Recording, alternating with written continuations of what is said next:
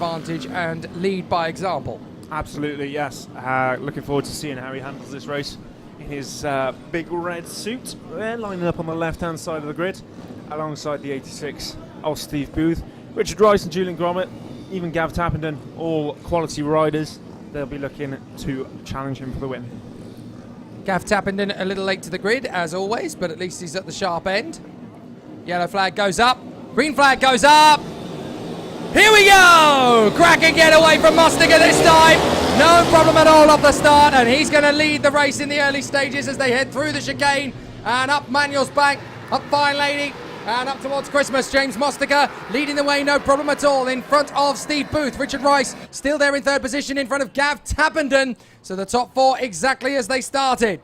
All of our riders through the first couple of corners and Christmas, uniformly, no one down so far. Gromit's there in fifth position, my apologies. Tappenden started behind him on the grid originally, so a good start from Gav Tappenden. Gromit fifth position as they make their way through, out of Chapman and back onto the back straight once again.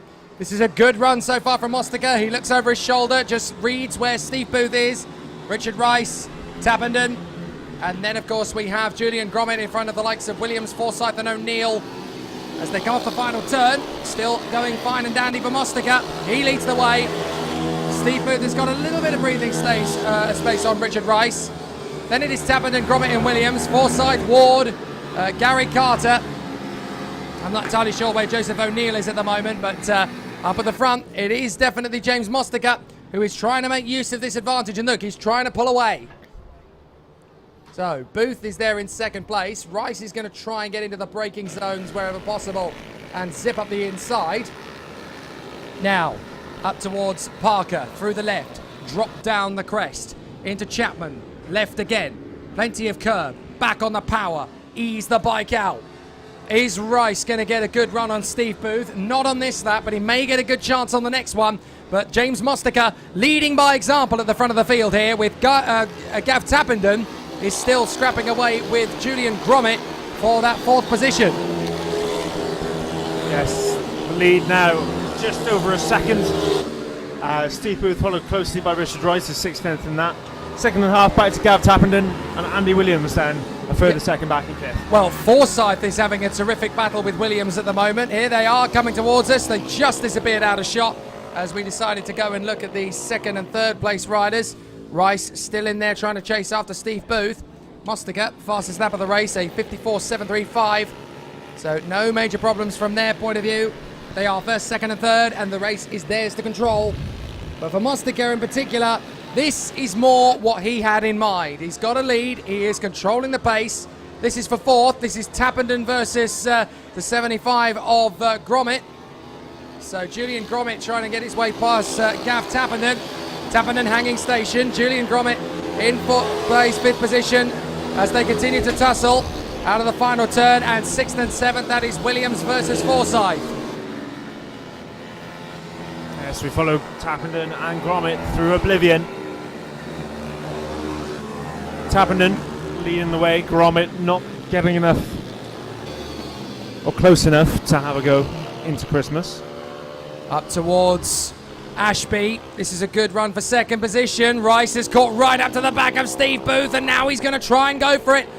Down the drop. Up towards Chapman once again. Into that long sweeping left-hander. Back on the power. The throttle coaxes the bike forward. Just a quick check over the shoulder for Booth. Rice is right there. You don't need to tell him twice. Into the left at the ankle. Into the toe. Down the drop and then in through the heel. The final turn. It's going well for Rice. He's definitely reeling in Steve Booth. He's going to have a look into that first corner. Nothing doing at the moment, but he's got a good exit off of Crook and Oblivion. I think this could be his opportunity, and I think he knows it. He's being squeezed onto the white line. Goodness me, Rice was run with no room at all. Yes, very, very. I'm not sure, or not entirely sure Booth knew he was there. Would have expected him to come up the inside, if anything. But good riding from the both of them. Yeah, that was very good reactionary responses there from Rice. He knew that basically he had to flirt with the white line, otherwise he would go into the grass, and that could very easily have toppled him over. Rice has got a good run. Oh, not close enough though. I thought maybe Booth was a little bit lackluster in that particular part. I wonder if Rice is struggling just a little bit there. Mostika's not out in front. No problem at all for him. He continues his run. Booth and Rice in second and third. Fourth place it is still Tappenden in front of Gromit right in behind him. Rice has got a good run. He's on the grass as he comes off the turn. Plenty of curb. Now he's going to try and use that speed to cut across. Booth defends beautifully. Rice is not going to give him the speed. And that is Gav Tappenden and Julian Gromit having their own private battle for fourth position as well. So we've got a second place battle, a fourth place battle, and I'm pretty sure we've still got Williams versus Forsyth for sixth place as well. So there's three pairs as they battle away. You're trying to keep up with James Mostica. Fastest lap of the race is Steve Booth, and that's why he's able to get away from Rice. Mostica isn't getting away at the front of this group. Within 1.5 seconds, Booth is now. Is this going to be a move finally from Forsyth on Andy Williams? No, not yet. Forsyth might try and get a run through the toe of the boot and then out through the heel. Could this be sixth position if he gets a good run off the final turn? He's going to have to work for it. He's going to have to push hard into Oblivion, into Crook, up Manuel's Bank. This is going to be a tight battle for sixth position. I can see it going all the way to the end of it. Booth is still covering Rice. A little bit further back, that is Tappenden and Gromit still chasing away, and then of course we've still got Williams and Forsyth scrapping over sixth place. Here's Tappenden and Gromit. Gap from second to the leader, now under a second. Let's keep an eye on Mostica. Here he is in shot, coming through the boot. We'll see as they cross the line of this next one. 2 laps remain, or is this last lap board going out? It is the last lap board. It is last lap board, here we go. James Mostica is definitely managing to get himself back into the position he wanted to be in this one. He's controlled the pace of this race. That was a little bit hasty from Booth. Rice could get a really strong run here and dive up the inside. He's going to go for it. Oh, he's down. He's down. Rice went for it. And unfortunately, there's nothing he can do about that. Well, Tappenden and Gromit go past. Williams and Forsyth are going to do the same thing. Well, that's unfortunately Rice was trying to get his best move there on Booth, and it just didn't work. So Rice is down, but Mostica looks back. Where is everybody? This is a plain sailing run for me. Brilliant run from James Mostica into the toe of the boot, back down the hill. Are you sure you're all the way back there? Excellent. James Mostica cruises home. That's the kind of race when you dream about. Oh yes. Mostica wins, Booth is second, and third is going to be Gav Tappenden in front of Julian Gromit. Fifth position and sixth position, I think it is going to be Williams in front of Forsyth. Here they come. Oh, just. Williams and Forsyth just get there in that position. Now, I'm very sure that Rice did get back on the bike, but he's going to finish outside the top 10 as a result of that off. But what a race and what a ride from Mostica. Is that him there coming through, Rice? Yes, it is ninth. I mean, it didn't look to be on. Coming out of Oblivion, then he took the very shorter route up to Christmas, hugging the white line on the inside. The thing is, you're a racer. You see that position, you see that opportunity, you're going to go for that move. Fair play to him, he gave it a go. But I think he realised last minute, this isn't going to work. I'm either going to take us both out or I'm going to have to go down myself. And I think he just decided to be a gentleman. Here we go. This is a couple of the highlights. That's Rice in second position initially.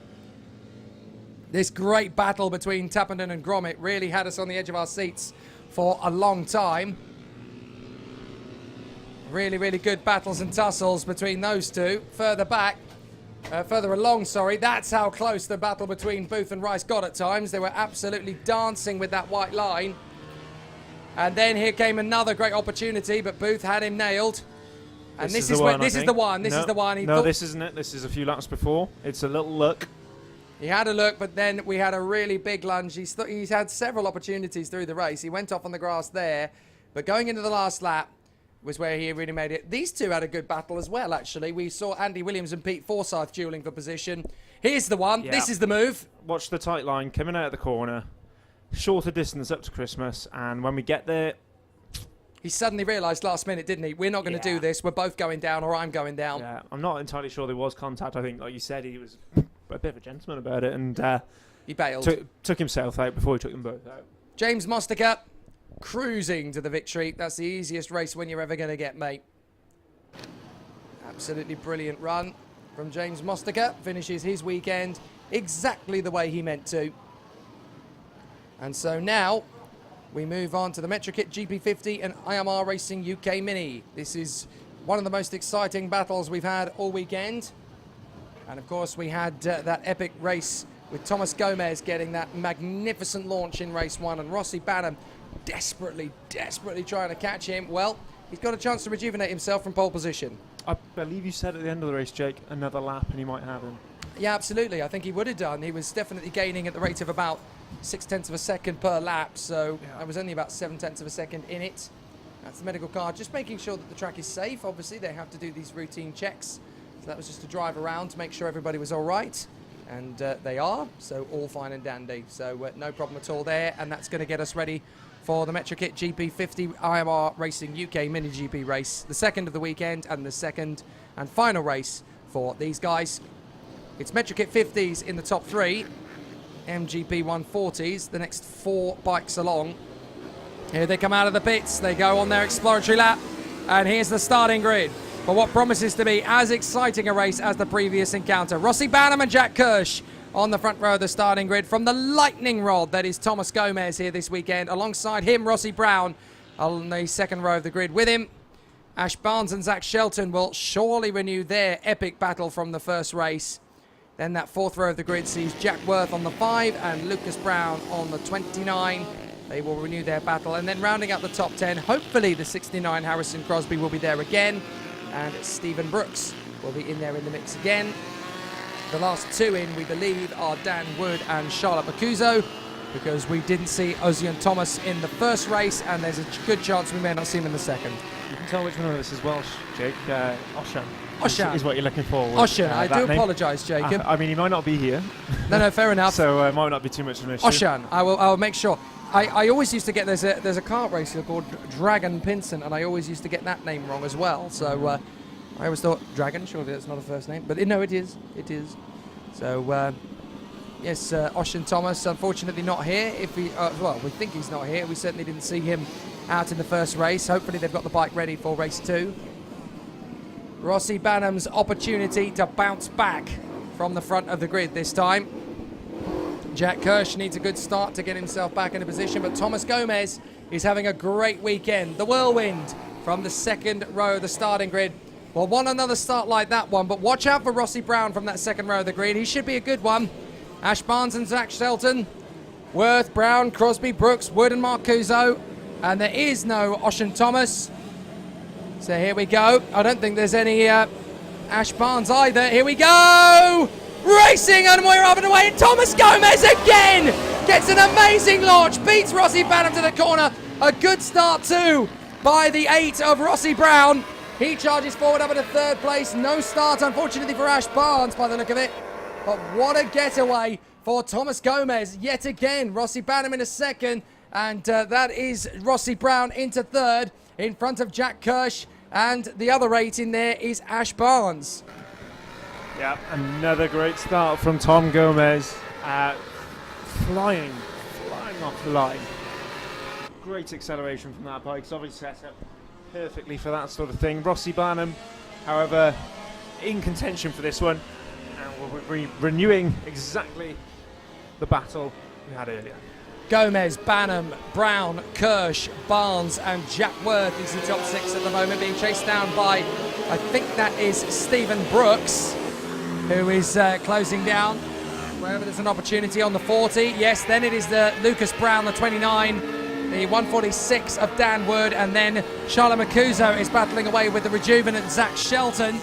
But look, Rossi Banham's going for it. Oh, Zach! That's Kirsch. That's Kirsch. Kirsch What at the inside move. of Rossi Brown up into Christmas corner, and he's under pressure now from the 8 bike, who goes up the inside. That's Barnes up the inside of Rossi Brown. Nicely done there from Ash Barnes. So that's nicely done and into position, so he'll be very happy about that one. But Thomas Gomez versus Rossi Banham, we are basically picking up where we left off at the end of the last race. And Rossi Banham is already right underneath Thomas Gomez. Here they come, down the hill, into the heat of the boot. back on the power. Rossi Banham looking a little bit more balanced than Thomas Gomez, but Gomez still ridiculously fast. Kirsch, then it is Barnes and Brown. Jack Worth in 6th, then it is Brooks, Lucas Brown, Dan Wood and Charlotte Marcuso. Dan Wood and now Zach Shelton going around the outside trying to dive into the first corner. He's done that. So Shelton up to 9th, then it is Wood and Charlotte Marcuso. But this is close between Thomas Gomez and Rossi Banham. They're going to have a terrific little tussle in the Metrokit 50s. Out of Ashby, down the hill towards Chapman. Back straight up to the boot once again. Rossi Banham just taking his time about this. There is no rush. He doesn't need to work too hard here. He can let Thomas Gomez do all the hard work. They come out of the final turn, and Rossi Banham looking particularly threatening. A quick look over the shoulder from Thomas Gomez. You know what's got to be done. You know how close Rossi Banham is. It's time to defend. Something we've seen a lot this season in mini bikes, I want to say even particularly amongst the younger riders, is biding your time until later in the race. If Banham goes past him now, he knows that Gomez is going to have a chance to retake that lead. But by waiting till the last couple of laps, gives him less opportunity. Interesting to see if that's what he's doing. Support coming in for him regardless. It's demoralising when you lose that position at a certain point, so you've got to go for it. Rossi Banham's now all over the back of Thomas Gomez. He's got the throttle nicely nailed out of Chapman. Into the boot. He's going to try and get the undercut on Thomas Gomez. He's got absolute pure rhythm at the moment. Into the final hairpin. Back on the power. Thomas Gomez knows that Rossi Banham is right there. Further back, we got Jack Kirsch and Ash Barnes absolutely glued to each other as well for third. What a battle this is turning into between Thomas Gomez and Rossi Banham. Rossi Banham has a look. Thomas Gomez cuts across him before they even get to the braking zone. Thomas Gomez racing beautifully, but he's shorter through that part of the line. And Rossi Banham may get an opportunity. Yellow flags wave because we've had an off down at Chapman's. And I'm afraid to say that that looks to me to be Harrison Crosby, I think the 69. No, my apologies. That is someone else who's gone. That's Lucas Brown. The 29 is gone. My apologies. 29, not 69. Rossi Banham all over the back of Thomas Gomez again. Here we go. Down to the final turn. Rossi Banham's got a good exit off the turn. He's got plenty of time. Don't rush it. 3 laps to go. Rossi Banham is going much faster just by holding the racing line. Thomas Gomez is on the defensive line. He's going to cut across. Rossi Banham again making Thomas Gomez sweat. He goes the long way round. Gomez protects the inside line. Back out on the power. Through the right kink at Inkermans up to Ashby. A longer line and a longer route through for Rossi Banham, but that gives him all the cards. He's got the aces up his sleeve as they go into Parker. Down the drop. Up towards Chapman's once again. Rossi Banham absolutely all over the back of Thomas Gomez. It's getting mighty close. Gomez is going to lose an opportunity here to defend. And now they've got Charlotte Mancuso in front of them. They're going to need to deal with her pretty sharpish. They should do on the main straight without losing any time. Oh, that's really close. Gomez and Banham go together. But that was so close. Really tight there. They just about get away with that one. Back on the power. Up the hill towards Christmas Corner. Is this going to be the moment this time for Rossi Banham again? He just gives Thomas Gomez the sense that he's there. He's not going to go for the move yet. A lap and a half to go. Is this going to be the moment? Rossi Banham, a very good run off the turn. He's going to come the long way deep into Ashby. Back on the power again towards Parker. I can sense that Rossi Banham getting very hungry here behind Thomas Gomez. They come back in a position once again, diving deep for the hairpin. Here we go. Rossi Banham's got a good run. Thomas Gomez is going to want to hold the line. Rossi Banham's going to back off again.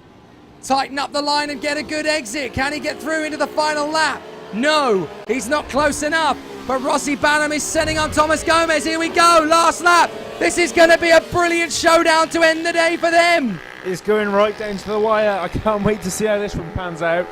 Banham's not quite got the momentum off of Crook and Oblivion that he would have liked, so he's got to wait for another opportunity. He's going to go deep into the corner, trying to get the switch back. They've got a slower bike in front of them. That is the 146 of Dan Wood. Rossi Banham's going to try again. Good defensive line from Gomez. This is going to come right down to the wire. Into the left at Parker. Wood is in the way. Go to the left, guys. Nicely done. Banham is close. Rossi Banham's going to try and get the throttle. It's now or never, Rossi. You got to go for it. Into the left. That's not going to happen. Thomas Gomez is tippy-toeing. He's all over the place on the lock stops. Banham is on the inside. Rossi Banham's done it in the penultimate corner. Rossi Banham's going to get there. Oh, it's so close. Rossi Banham by .02. What a finish. Rossi Banham's done it. Well, it says on the timing screen that Gomez has done it. I could have sworn that Banham came across the line first. That's going to need a photo finish, I think. I could have sworn Banham did it. I thought Banham did it, but Gomez was going very quickly up the straight again. That's going to need a photo. Did he win? That's going to need a photo. And I'm being shown a photo. It is Rossi Banham I'm being shown a photo by the photographer who was there on the finish line. Yeah. It's Rossi Banham. So the timing screen has obviously been letting us down all day. But I think we're going to need to await official confirmation, but I think that was Rossi Banham. Yeah, we might have to watch the stream back. In fact, we'll happily get it on the replays at the end. But yeah, we have seen photographic evidence. Good battle with Jack Kirsch there and Ash Barnes. They were having a terrific little scrap there with Rossi Brown. This is that battle all the way through. Rossi Banham just bleeding him in. Come on, reeling him in, giving him the opportunity, letting him know he's there, trying to sniff out a maneuver. He was waiting for a mistake from Thomas Gomez, but it never came. That was what was so convincing about Thomas Gomez. He just never cracked under the pressure. It needed a bold move. This was it. Rossi Banham tried to go for the move. Yeah, out of the final turn, that's Mancuso. They managed to get round Mancuso. Let's have a look at it. We've got the next race coming up, but I still want to see this move. Look, Banham just goes, thank you very much, boom, up the inside. That'll do. Gomez can do nothing about it except hang on in there, but he got a great final turn, and Rossi Banham knows he's won it. Yeah. And look, there we go, 98. Knew he hadn't. Poor Thomas Gomez. But great racing. That was absolutely sensational. Best finish to a race we've seen all day. Absolutely. To the cleaners, you could take that one. Absolutely amazing. Oh, wonderful. Right. Back on with the pit bike stock 140 for Group B. Hugh Jones and Ian Gill separated in their qualifying session by 1/100th of a second. That's how close it is in pit bike stop. And this is only the Group B brigade.